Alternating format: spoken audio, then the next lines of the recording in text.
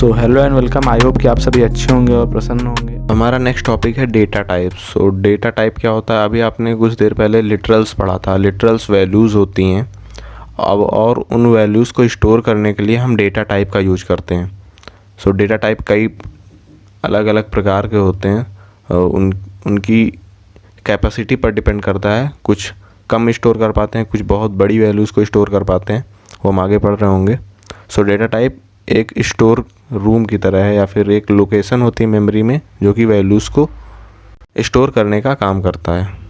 Data type को broadly दो categories में डिवाइड किया गया है, primitive data type and non primitive data types. जो प्रिमिटिव डेटा टाइप्स होते हैं वो इंट्रिंसिक या फिर कहें तो बिल्ट इन होते हैं, वो फिक्स्ड होते हैं, उनकी साइज़ फिक्स्ड होती है, हम साइज़ भी उसका चेंज नहीं कर सकते हैं। कुछ एग्जांपल्स हैं जैसे byte, short, int, long, float, double, boolean. और जो नॉन प्रिमिटिव डेटा टाइप्स होते हैं ये डिराइव्ड होते हैं, ये हम प्रिमिटिव का यूज करके नॉन प्रिमिटिव बना लेते हैं। ये भी तीन प्रकार के हैं जो जावा में हैं, classes, array and interface. Primitive data type को भी फर्दर सब डिवाइड किया गया है इंटीजर, फ्लोटिंग पॉइंट, कैरेक्टर और बुलियन में। इंटीजर के अंदर वो इंटीजर वाली वैल्यूज़ रहेंगी, फ्लोटिंग पॉइंट के अंदर हम डेसिमल वाली वैल्यूज़ रखेंगे, और कैरेक्टर में जिसमें हमने वर्ड्स को यूज किए हैं, और बुलियन में सिर्फ दो वैल्यूज होती हैं, ट्रू या फॉल्स। लॉजिकल क्वेश्चंस होते हैं, उनका आंसर के लिए हम बुलियन का यूज करते हैं। इंटीजर डेटा टाइप 4 टाइप्स हैं, मतलब 4 हैं जो यूज करते हैं, डिफरेंट साइज के होते हैं। Byte, short, int, long. अगर आपके पास बहुत छोटी वैल्यू है, -128 से 127 तक, तो आप बाइट का यूज करेंगे, और उससे बड़ी है तो शॉर्ट का, नहीं तो फिर इंट और लॉन्ग, इन सब का यूज करेंगे। मोस्टली हम इंट का यूज करते हैं, और इसकी रेंज याद कर लीजिएगा, बाइट, शॉर्ट, इंट और लॉन्ग की। और अब जो नेक्स्ट है वो है floating point data type. Float के अंदर हम डेसिमल वैल्यूज स्टोर करेंगे। अगर वो डेसिमल वैल्यूज छोटी है या फिर मीडियम साइज भी है तो हम फ्लोट का यूज करेंगे। बहुत बड़ी डेसिमल वैल्यूज़ हैं तो हम डबल का यूज करेंगे। नेक्स्ट है कैरेक्टर डेटा टाइप। अगर वर्ड्स हैं तो उन्हें हम कैर के अंदर इंक्लूड करेंगे। अगर आपके पास वर्ड्स हैं तो हम कैर का यूज नहीं करेंगे, हम स्ट्रिंग का यूज करेंगे, और उसे डबल कोट्स के अंदर रखेंगे ताकि पता चले कि ये स्ट्रिंग का है। स्ट्रिंग भी डेटा टाइप है, पर उसको प्रिमिटिव डेटा टाइप में इंक्लूड नहीं किया जाता, पर वो डेटा टाइप ही है। फोर्थ है बुलियन डेटा टाइप। तो अगर लॉजिकल क्वेश्चन है, उसका आंसर करना है, तो हम बुलियन का यूज करेंगे। बुलियन की सिर्फ दो वैल्यूज़ होती हैं, ट्रू या फिर फॉल्स। अब बढ़ते हैं नेक्स्ट टॉपिक पर, जो कि है variable. So variable, it is an identifier that denote a location in computer memory to store a data value.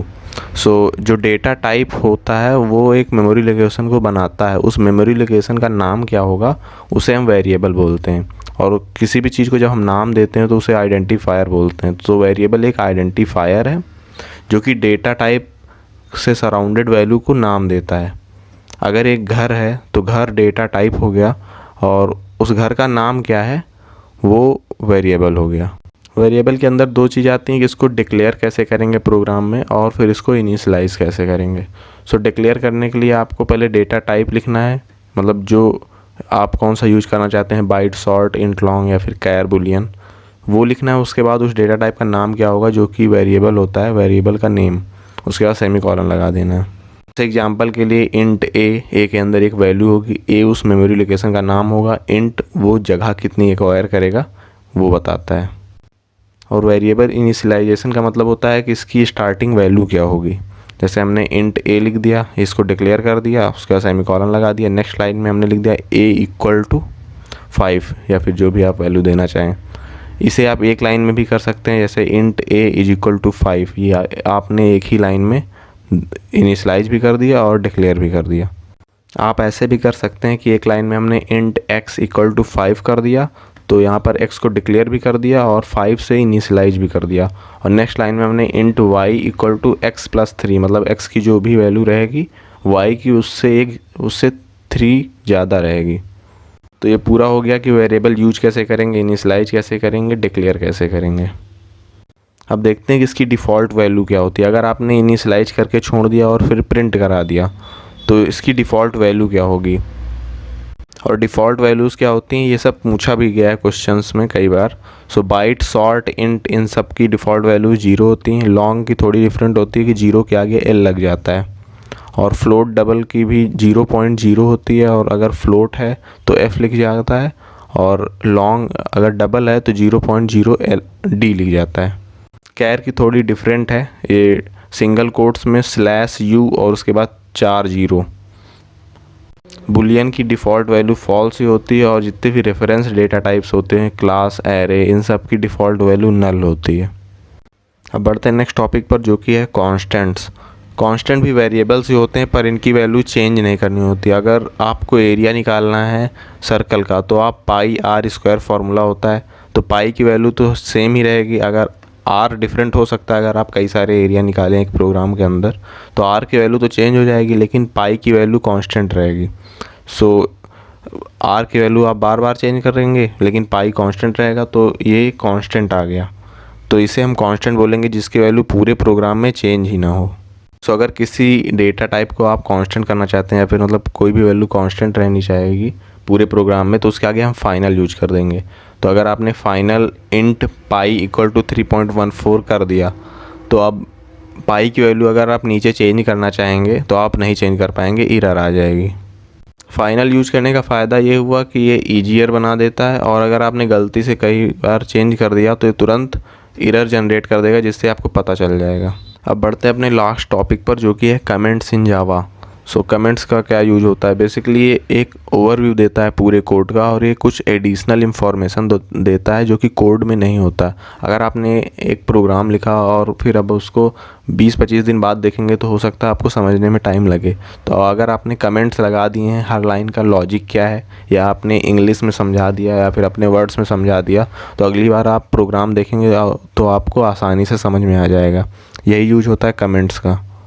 और कमेंट्स जावा द्वारा कंपाइल नहीं किए जाते हैं। जब भी आपको कमेंट्स का सिंबल दिखेगा कंपाइलर को, तो उसके आगे जो भी लिखा होगा उसको जावा ध्यान नहीं देगा। सो 3 प्रकार के कमेंट्स हैं, single line, multi line and documentation. तो अगर आपका कमेंट छोटा सा है तो आप सिंगल लाइन कमेंट का यूज करेंगे, डबल स्लैश लगाएंगे, और उसके आगे जो भी लिख देंगे वो एज इट इज़ रहेगा, उसको जावा कंपाइल नहीं करेगा। अगर आपका कमेंट कई सारे लाइन में आ रहा तो आप मल्टी लाइन कमेंट का यूज करेंगे। इसके लिए आपको सिंगल स्लैश स्टार, उसके बाद आपको लिखते जाना है नेक्स्ट 2-3 लाइंस में, उसके बाद स्टार और बैक स्लैश से ख़त्म कर देना है। थर्ड है हमारा डॉक्यूमेंटेशन कमेंट। ये स्पेशल कमेंट होता है, और अगर आप जावा डॉक यूज करते हैं तो ये जावा डॉक में जाके स्टोर हो जाता है। अगर आप ये वाला डॉक्यूमेंटेशन कमेंट यूज करेंगे तो इसका साइन होता है कि बैक स्लैश, उसके बाद डबल स्टार और and with star and back slash. Documentation और मल्टी लाइन में यही डिफरेंस होता है कि ये सिर्फ सोर्स कोड में रहता है मल्टी लाइन वाला, और डॉक्यूमेंटेशन कमेंट एज आ न्यू फाइल जावा डॉक में जाके स्टोर हो जाती है। सो कमेंट्स काफ़ी ज़्यादा इंपॉर्टेंट होते हैं। अगर आपको प्रोग्राम लिखने को दिया जाता है एग्ज़ाम में, तो आपको कमेंट्स लगाने पड़ेंगे। कमेंट्स के भी कुछ नंबर होते हैं, अगर आप कमेंट नहीं लगाएंगे तो 2 या शायद 4 नंबर आपके कट जाते हैं प्रोग्रामिंग्स में। अगर आप 15 नंबर के प्रोग्राम है तो आपको 13 या फिर 11 नंबर ही मिलते हैं अगर आप कमेंट्स का यूज नहीं करते हैं तो। सो ये था पूरा chapter values and data types. I hope कि आपको समझ में आया होगा। सो पढ़ाई करते रहें, ऑल द वेरी बेस्ट, और चैनल को सब्सक्राइब कर लीजिएगा। और अगर आपके पास कोई भी डाउट्स हैं तो आप हमको ईमेल कर सकते हैं। ईमेल का लिंक डिस्क्रिप्शन बॉक्स में मिल जाएगा। तब तक के लिए पढ़ते रहें। Bye bye.